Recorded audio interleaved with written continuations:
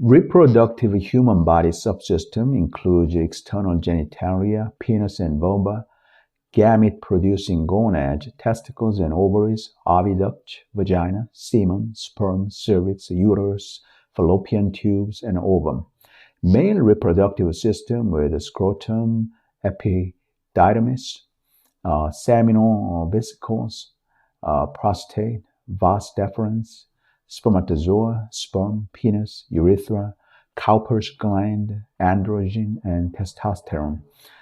And female reproductive system with vulva, vagina, vaginal opening, uterus, ovaries, ova, breast, labia, clitoris, urethra, Bartholin's gland, cervix, fallopian tubes, pituitary gland, and endometrium.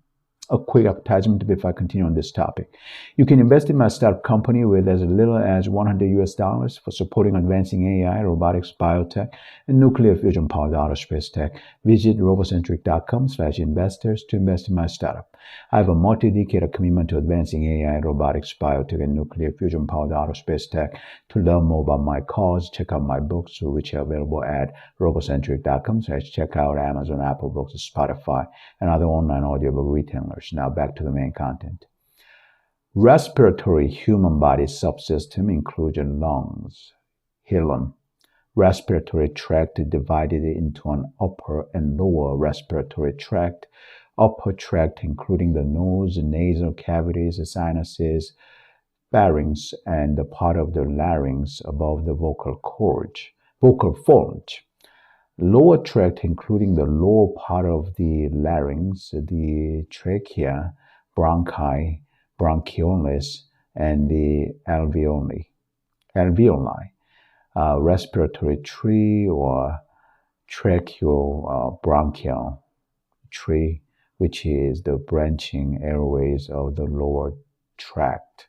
Branching generations, which are the intervals between successive branch points along the various branches of a tree. The earlier generations, approximately generations 0 to 16, consisting of the trachea and the bronchi, as well as the larger bronchioles, which simply act as air conduit, bringing air to the respiratory bronchioles, alveolar ducts, and alveoli, approximately generations 17 to 23. Bronchioles, which are small airways lacking any cartilaginous support. First bronchi to branch from the trachea, which are the right and left main bronchi, secondary bronchi known as lobar bronchi, tertiary bronchi known as segmental bronchi, subsegmental bronchi, alveoli, which are the dead end terminals of the tree, paranasal sinuses, frontal and sphenoid, nose with nasal cavity, nasal conchae, C-O-N-C-H-A. I'll look up the pronunciation later. Can memorize. I heard the pronunciations. I checked the pronunciations for all these human body anatomy words, but somehow I can't memorize the pronunciations of some words at first. At first hearing, so I need to hear them again. Nasal conchae, whatever. I'll check it later. And nasal vestibule, pharynx, larynx with epiglottis, thyroid cartilage and cricoid cartilage, vocal folds, trachea with carina of trachea, carina or carina. I need to check that again. Main bronchi, lingular division, bronchi, right lung with the superior lobe, horizontal fissure, oblique fissure, middle lobe and inferior lobe, diaphragm, lobar bronchus, superior, inferior, middle, left lung with the superior lobe, apex of left lung, oblique fissure, cardiac notch, lingula of lung and inferior lobe, tracheal and bronchi rings, esophagus, oral cavity, capillary bed, connective tissue, alveolar sacs, alveolar duct, mucus gland, mucosal lining, pulmonary artery, pulmonary vein, atrium, and alveoli. Now, those are the like components of the human body respiratory system and that subsystem. And that's a lot. I mean, I don't know how many of the 37 trillion human body cells are the components of the human body respiratory subsystem. But actually, the latest science doesn't know that yet. But I need to eventually find out, and I need to eventually find out how, document and publish it, record, document and publish how all the different human body cells, or the different types and numbers of the human body cells in the respiratory human body subsystem work together to make the human respiratory function happen in the human body. I mean, that's just what I just mentioned, listed verbally, are just the major component. They are not the individual cells. Probably, my guess is that probably trillions of cells, several trillions of cells at the minimum are involved in, are in the respiratory human body subsystem. So without automation, biotech, and without computing biotech, recording and analyzing that astronomical number of cells in just one human body subsystem, for example, like a respiratory human body subsystem. I don't know how many I've listed, how many components I've listed in the respiratory human body subsystem. Probably my guess is that at least like 3 dozen. So yeah, a lot of biotechnology to develop to completely answer how all these different what all these different components of human body subsystems are made of, and how they function and how they age, so that eventually I can apply the knowledge to developing the human longevity biotech. And the thing is, the extremely good thing is, technologies are initially very expensive, but they become extremely cheap. Like 20, 30 years ago, 40 years ago, or 30 or 40 years ago, I don't remember exactly when. It was probably like 30 years ago, when the U.S.